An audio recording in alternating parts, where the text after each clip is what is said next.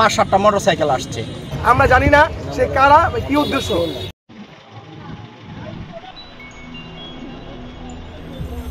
এই যে ঠাকুরগাঁওয়ে মসজিদে যে আপনাদের কেন্দ্রীয় মডেল মসজিদ এনে পড়ার পর আমরা গাড়ি ছেড়েছি, ছাড়ার পর দিয়ে পিছন দিক থেকে একটা বাস এবং 5-7টা মোটরসাইকেল আসছে। এতে প্রায় 10-15 জন লোক ছিল। তারা এসে আমাদের গাড়িকে এমনভাবে একটা চাপ দিয়েছে, ধাক্কা দিয়েছে, যেটা ওই ব্রিজে দেখেন কতটুকু উঁচু, ওইটার উপরে ওইটা র্যালি থেকে বাড়ি গিয়ে আমরা এইসব মানে আবার ভিতর রাস্তা পড়ছি। ঠিক আছে,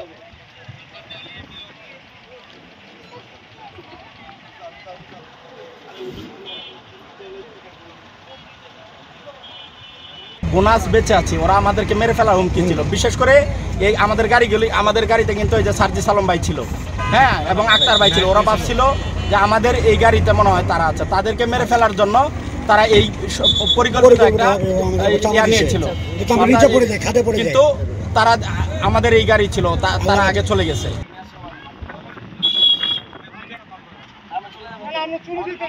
কে বা কারা তারা মনে করেছে হয়তো কেন্দ্র নেতৃবৃন্দ এই গাড়িতে আছে।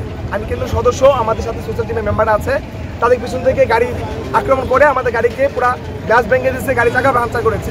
যখন আমরা সামনে এসে গাড়িটাকে আটক করলাম, ওই গাড়ি থেকে প্রায় 10-15 জন যুবক তারা অতর্কিতভাবে আমাদেরকে আক্রমণ করলো যে আপনারা গাড়িতে ভুল করছে, আপনাদের রং, এটা বলে আমাদের ড্রাইভারকে মারতে শুরু করলো।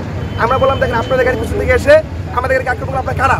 আপনাদের জিজ্ঞাসাবাদ করলাম, তখন এক বহিরাগত লোক আমাদের ড্রাইভারকে মেরে ড্রাইভার চাবি নিয়ে পালিয়ে যায় এবং এই রাস্তার মাঝখানে আমাদের গাড়ি আটকা পড়ে থাকে। এই কারণে প্রায় আধা ঘন্টা আমাদের বহর ডিলে হয় এবং বহরের সবগুলো গাড়ি পিছনে পড়ে যায়।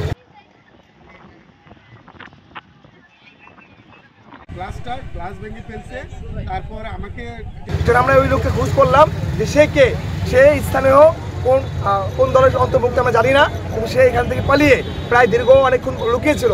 তাকে খোঁজ করা হলো, সে অন্য একটা লোক দিয়ে আমার চাবি বাড়িয়েছে, কিন্তু আমরা জানি না সে কারা বা কি উদ্দেশ্য। আমাদের এই এনসিপিকে যারা পদযাত্রাকে ব্যাহত করতে চায়, যারা জুলাই পদযাত্রাকে ভয় পায় এবং নাগরিক পার্টিকে ভয় পায়, তারা এই আজকের প্রোগ্রামকে বানচাল করতে চেষ্টা করেছে এবং এই নাগরিক পার্টির যে এনসিপি পদযাত্রা, এই পদযাত্রার উপর হামলা করার চেষ্টা করেছে। আমরা তীব্র নিন্দা প্রতিবাদ জানাই এবং প্রশাসনকে বলতে চাই অতি দ্রুত এই দোষীদেরকে বের করে এবং এদের পিছনে কার ইন্ধন আছে তাদের খুঁজে বের করুন এবং আইনের ব্যবস্থা নিন। চেষ্টা করছে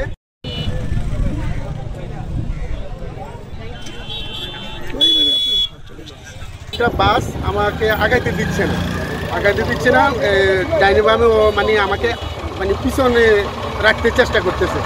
পরে ব্রিজের উপরে আসার পরে ফাঁকা হয়েছে, বাম সাইড ফাঁকা হওয়াতে আমি আস্তে আস্তে আগাইতেছি। আগানোর সাথে সাথে ওই বাসটা আবার চাপ দিছে, এমনভাবে চাপ দিল, চাপ দেওয়াতে আমি লাস্ট না পেরে রেলিংয়ের উপরে উঠে গেছি। রেলিংয়ের উপরে উঠার পরও সে দেখতেছি জায়গা দিচ্ছে না। আমি দাঁড়ায় গেছি, সে দাঁড়াচ্ছে না, না দাঁড়াইয়া সে পিছনে আমার পিছনটা লাগাই দিয়ে এরপর সামনে আসলো। সামনে আসার পরে আমার গাড়ির যে এনসিপির লোকজন আছে, ওই লোকজন ওদেরকে জিজ্ঞাসাবাদ করতেছে যে ভাই আপনি কেন আমাদেরকে ইয়ে করলেন, আমাদেরকে চাপাইলেন কেন। তো ওরা এই কথা বলার সাথে সাথে গাড়ি থেকে অনেকগুলো লোক, কে বা কারা, এরা কোন দল বা কী আসে বিষয় আমি জানি না, তারা এসে আমাদের উপরে অতর্কিত হামলা করছে। হামলা করে আমার গাড়ির ওই যে পিছনের যে গ্লাস ভেঙে ফেলছে। তারপর আমাকে টেনে এসে নামানোর চেষ্টা করছে। তারপরে আমি না নামতে চাওয়াতে আমার চাবিটা নিয়ে একজন দৌড় দেওয়ার চেষ্টা করলে আমি তাকে থাবা দিলে আমার সাথে আরও 2-1 তারে ধরার পরে অন্য লোকগুলো তাকে পলাই যেতে সহযোগিতা করে, সে আমার চাবিটা নিয়ে চলে গেছে।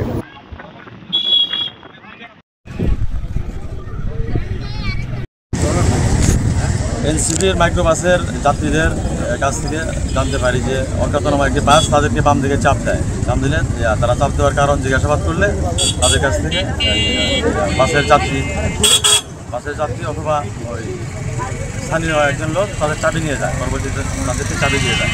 আমরা তদন্ত সাপেক্ষে এর পরিচয় দিচ্ছে তো এখানে